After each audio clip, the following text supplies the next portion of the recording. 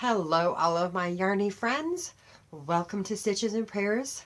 My name is Pam, and I will be your host today. So, welcome to episode 3 of Vlog Vember.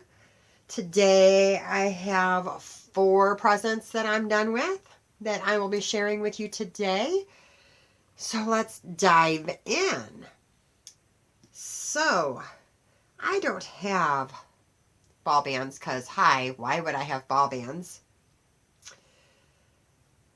This first one is for my boss, and it's a headband thing. Here we go.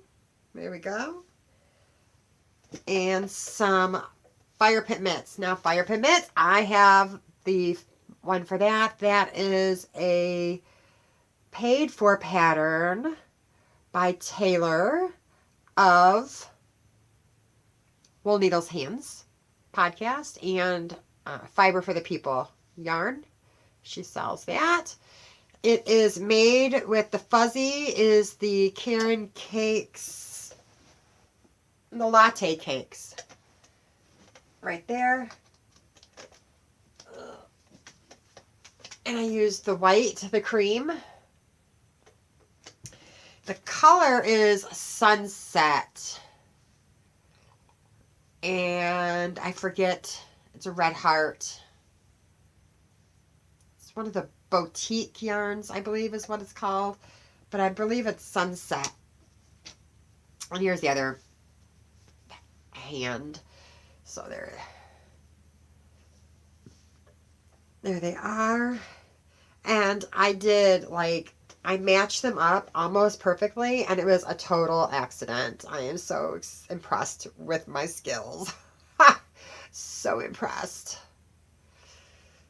But yeah, so there is the rest of my bosses. You saw in the last episode the black sleeves. That's the rest of hers. So I hope she enjoys them. The next one is another headband. This one I followed, and I don't know about this, because I mean it's very loose. It's very loose. I might put some elastic in there to tighten it up, or I might just redo it. Who knows? But it's just I used the pattern by Cozy Up Knits. I still don't know the name of it. Little tree. Cozy trees for the cast on number, and I think it's just too many. I needed to do 10 less. But what I did was I just did a 2x1 ribbing there. Then I did a purl row on this end. Did a purl row just to make it fold. And then I just did some plain stockinette on the inside, and I did a provisional cast on, so then I just Kitchenered it all together. Taking it apart is not an option, I don't think. I think I'm just going to have to find somebody that's got a big head to give it to. Because I'm not relishing taking Kitchener stitch out, because you've got to unwind it. So for all of you who watch that don't know what the Kitchener stitch is, it is in essence making a knit stitch so that your seam is invisible. Okay, so my Kitchener stitch runs right along there, and it's fairly invisible, because what you're doing is you're making stitches on this side and putting stitches on this side. So you're going to have live stitches on both ends that you're creating the stitches. So I'm not looking forward to undoing this to make it smaller. So if anybody has any options, I would be willing to take them. So, and then this one is also getting a pair of fire pit mitts. Fire pit, I think is the name of them. These are not as well at matching up as the other set, but they did pretty good. I'm still fairly proud of my skills, if I do say so myself. I like this pair. I almost thought about keeping this pair for myself. But I could make a pair of these in like a day and a half. So it's not like I can't. And if I made some for myself, I might use like regular wool. Make them nice and warm, because I want, those are also, so these is a single strand, and it's the same as this. This is like all over the place. You can tell I'm not feeling well, and my head's not in it.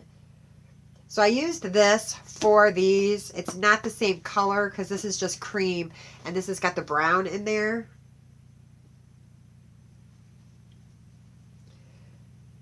But it's the same thing. And I didn't hold this with anything. It is just all by itself. On both. I didn't. On the headband as well. And then I have one more in the exact same colorway. This one I didn't do as good of a job. But I did start with the cowl.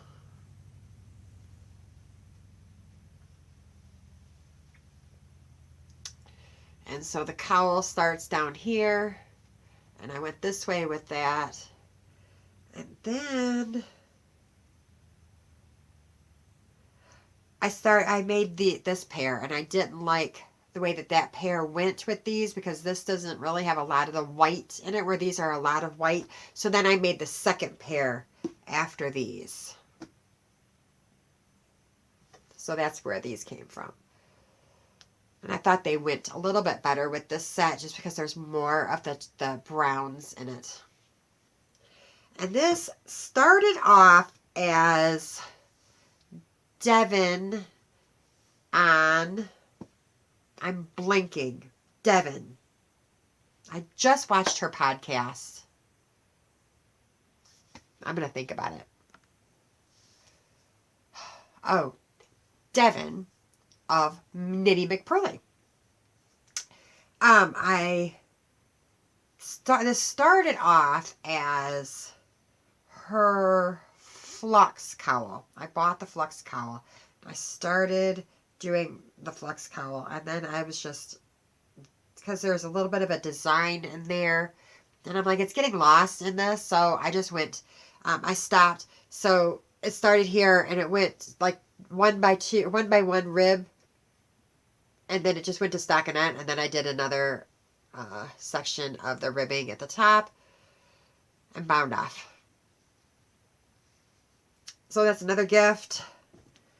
And the last one is Red Heart Simply Soft, not Simply Soft, just Red Heart.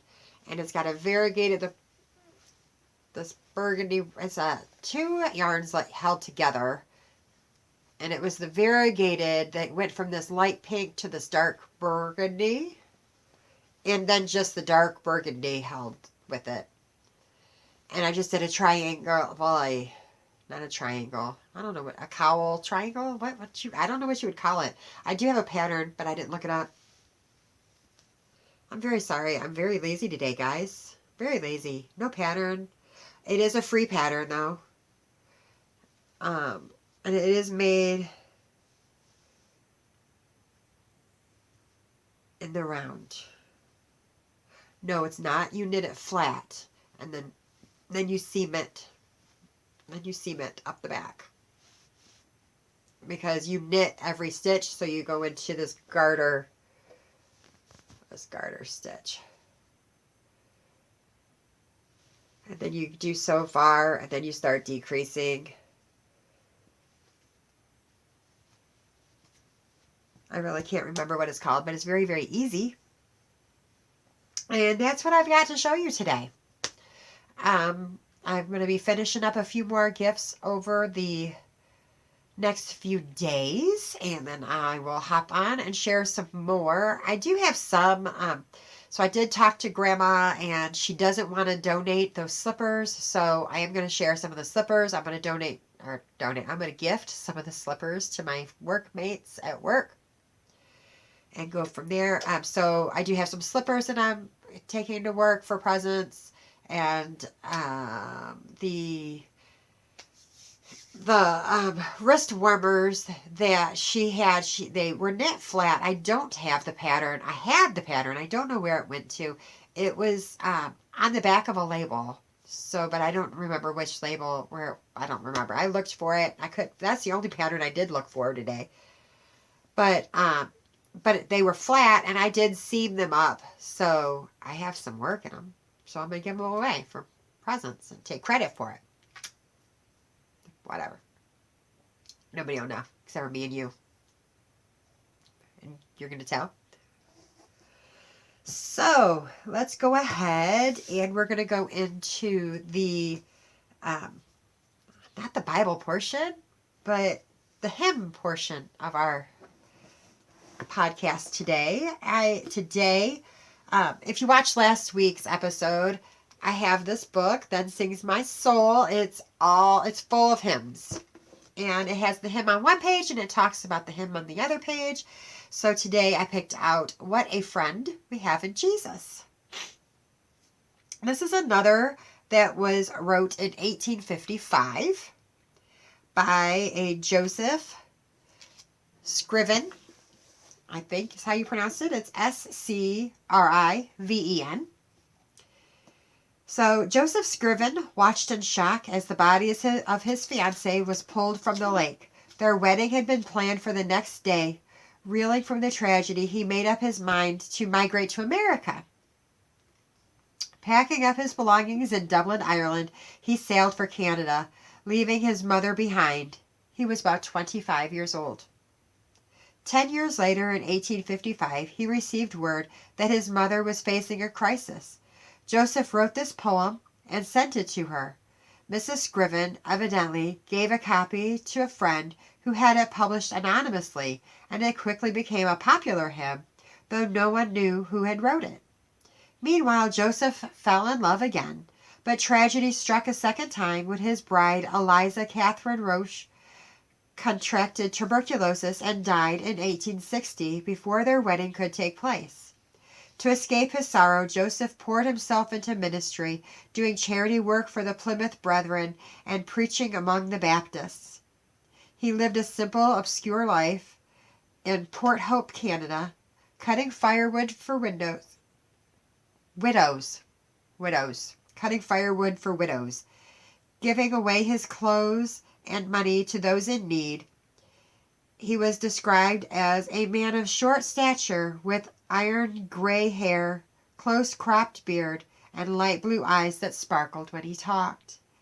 Ira Sankley later wrote, until a short time before his death, it was not known that he had a poetic gift.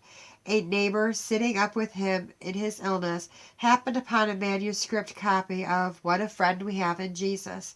Reading it with great delight and questioning Mr. Scriven about it, he said that he had composed it for his mother to comfort her in a time of sorrow, not intending that anyone else would ever see it.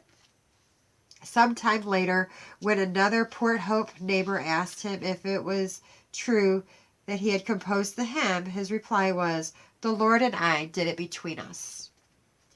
On October 10, 1896, Joseph became critically ill. In his delirium, he rose from his bed and staggered outdoors, where he fell into a small creek and drowned at the age of 66. His grave was arranged so that his feet were opposite those of his lost love, Eliza Catherine Roche, that at the resurrection they might arise facing one another. That is just so sweet. And true, what a friend we have in Jesus. That's a very emotional song for me. So, with that being said, let's go ahead and do our prayer today. Thank you, most gracious and heavenly Father. Thank you for being the friend that we have, that we can always rely on. Thank you for the day that you've given us, the time that we've been able to come together, the fellowship that we've had. Please be with each and every person who has watched this far and touch their lives. In your precious name I pray. Amen. I will talk to you guys later. And until next time, remember, this world is not our home. We're just a passing through. Bye, guys.